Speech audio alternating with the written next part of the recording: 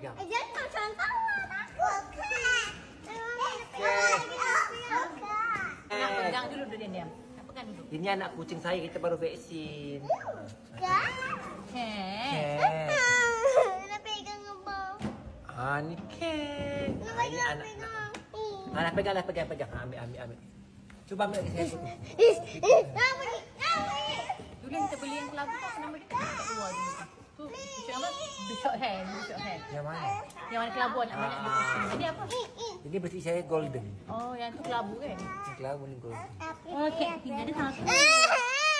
Baru pada cucuk meja, mana maknanya? Antara mana. Oh,